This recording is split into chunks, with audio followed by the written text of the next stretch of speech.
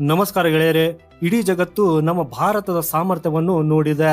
ಭಾರತದ ಶಕ್ತಿ ಏನು, ಭಾರತದ ಸೇನೆಯ ಸಾಮರ್ಥ್ಯ ಏನು, ಹಾಗೂ ಭಾರತ ಇಲ್ಲಿಯೇ ನಿಲ್ಲದೆ ತನ್ನ ಬಲವಾದ ಶಕ್ತಿಯನ್ನ ಅಪಾರವಾಗಿ ಹೆಚ್ಚಿಸಿಕೊಳ್ಳುವ ಮನಸ್ಥಿತಿಯನ್ನ ಇವತ್ತಿಗೆ ಇಡೀ ವಿಶ್ವವೇ ನೋಡಿದೆ.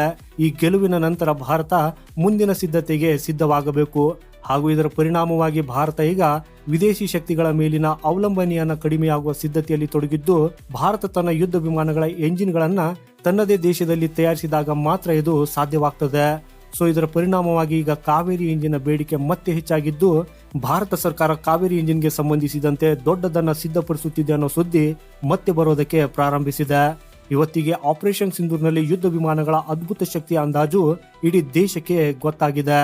ಯುದ್ಧ ವಿಮಾನಗಳು ಪಾಕಿಸ್ತಾನದ ಗಡಿಯನ್ನ ದಾಟಿ ತಮ್ಮ ಗುರಿಗಳನ್ನ ನಾಶಪಡಿಸಿ ಸುರಕ್ಷಿತವಾಗಿ ಹಿಂತಿರುಗಿದವು. ಹಾಗೂ ಗೆಳೆಯರೆ, ಯುದ್ಧದ ಸಮಯದಲ್ಲಿ ಅಂತಹ ಅದ್ಭುತ ನಿಖರ ಶಕ್ತಿ ಅಂದ್ರೆ ಫೈರ್ ಪವರ್ ಅನ್ನ ಪ್ರದರ್ಶಿಸುವ ಯುದ್ಧ ವಿಮಾನಗಳ ಪ್ರಮುಖ ಭಾಗವೆಂದ್ರೆ ಅದರ ಎಂಜಿನ್. ಈ ವಿಮಾನಗಳಿಗೆ ಈ ಎಂಜಿನ್ ಧ್ವನಿಗಿಂತ ವೇಗವಾದ ವೇಗ, ಗಾಳಿಯಲ್ಲಿ ಅದ್ಭುತ ಸ್ಟಂಟ್ಗಳು ಮತ್ತು ಕುಶಲತೆಗಳನ್ನು ಪ್ರದರ್ಶಿಸುವ ಸಾಮರ್ಥ್ಯವನ್ನ ನೀಡುತ್ತದೆ.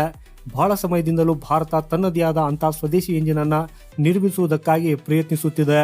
ಹಾಗೂ ಈ ಯೋಜನೆ ಹೆಸರೇ ಕಾವೇರಿ ಎಂಜಿನ್ ಪ್ರಾಜೆಕ್ಟ್. ಹಾಗೂ ಭಾರತದ DRDO ಈಗ ರಷ್ಯಾದಲ್ಲಿ ಸ್ವದೇಶಿ ನಿರ್ಮಿತ ಕಾವೇರಿ ಜೆಟ್ ಎಂಜಿನ್ ಅನ್ನ ಪರೀಕ್ಷಿಸುತ್ತಿದೆ ಅನ್ನೋ ಸುದ್ದಿ ಇದೇ ಆಗಿದೆ. ಇನ್ನು ಇದರ ಪರೀಕ್ಷೆ ನಡೆಯಬೇಕಿದ್ದು, ಈ ಪರೀಕ್ಷೆಯ ನಂತರ ಕಾವೇರಿ ಎಂಜಿನ್ಗೆ ಮುಂದಿನ ದಾರಿ ಸ್ಪಷ್ಟವಾಗಲಿದೆ. ಇದನ್ನ ಭಾರತದಲ್ಲಿ ತಯಾರಿಸಿದ ಲಾಂಗ್ ರೇಂಜ್ ನ ಅನ್ಮ್ಯಾನ್ಡ್ ಏರಿಯಲ್ ವೆಹಿಕಲ್ಗೆ ಶಕ್ತಿ ತುಂಬುವುದಕ್ಕೆ ಬಳಸಬಹುದು. ಸದ್ಯಕ್ಕೆ ಕಾವೇರಿ ಇಂಜಿನ್ ಅನ್ನ ರಷ್ಯಾದಲ್ಲಿ ಪರೀಕ್ಷಿಸಲಾಗುತ್ತಿದೆ. ಹಾಗೂ ಸುಮಾರು 25 ಗಂಟೆಗಳ ಪರೀಕ್ಷೆ ಬಾಕಿ ಇದೆ. ಈ 25 ಗಂಟೆಗಳ ನಂತರ ನಮ್ಮ ಕಾವೇರಿ ಎಂಜಿನ್ ಸಂಪೂರ್ಣವಾಗಿ ಸಿದ್ಧವಾಗಿದೆಯೇ ಅಥವಾ ಇನ್ನು ಯಾವ ನ್ಯೂನತೆಗಳನ್ನ ಸರಿಪಡಿಸಬೇಕಾಗಿದೆ ಅನ್ನೋದು ಸ್ಪಷ್ಟವಾಗಲಿದೆ. ಕಾವೇರಿ ಎಂಜಿನ್ ಅನ್ನ DRDOದ ಲೈಟ್ ಕಾಂಬ್ಯಾಟ್ ಏರ್ಕ್ರಾಫ್ಟ್ ಅಭಿವೃದ್ಧಿಪಡಿಸುವುದಕ್ಕಾಗಿ ಯೋಜಿಸಲಾಗಿತ್ತು. ಆದರೆ ಈ ಪ್ರೋಗ್ರಾಂದಲ್ಲಿನ ವಿಳಂಬದಿಂದಾಗಿ ಈ ಯುದ್ಧ ವಿಮಾನಕ್ಕೆ ಅಮೆರಿಕದ GE-404 ಎಂಜಿನ್ ಅನ್ನ ಅಳವಡಿಸಬೇಕಾಯಿತು. GE-40 ಅನ್ನ 32 LCA ಮಾರ್ಕ್ 1 ಮತ್ತು ಟ್ವಿನ್ ಸೀಟರ್ ಟರ್ನರ್ ವರ್ಷನ್ ಗಳಿಗೆ ಪವರ್ ಕೊಡುವುದಕ್ಕಾಗಿಯೂ ಕೂಡ ಬಳಸಲಾಯಿತು.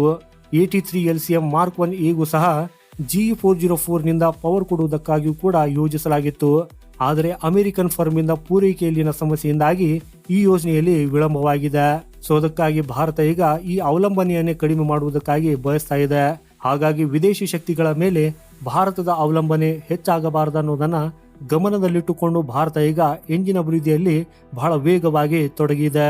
ಭಾರತವು ಮೇಕ್ ಇನ್ ಇಂಡಿಯಾ ಮತ್ತು ರಕ್ಷಣಾ ಕ್ಷೇತ್ರದಲ್ಲಿ ಆತ್ಮನಿರ್ಭರತೆಗೆ ಒತ್ತು ನೀಡಿದಾಗ ಕಾವೇರಿ ಎಂಜಿನ್ ಯೋಜನೆಗೂ ಕೂಡ ವೇಗ ಸಿಕ್ಕಿತ್ತು.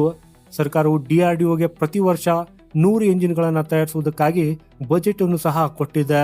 ಆದರೆ ಇಲ್ಲಿ ಭಾರತೀಯ ಎಂಜಿನ್ ಅಭಿವೃದ್ಧಿ ಪೂರ್ಣಗೊಳ್ಳುವುದು ಮುಖ್ಯವಾಗಿದ್ದು, ಇದರ ಪರೀಕ್ಷೆ ಯಶಸ್ವಿಯಾಗಬೇಕು. ಅದರ ನಂತರ ಎಂಜಿನ್ ತಯಾರಿಕೆಯನ್ನ ನಾವು ಕೈಗೊಳ್ಳಬಹುದು.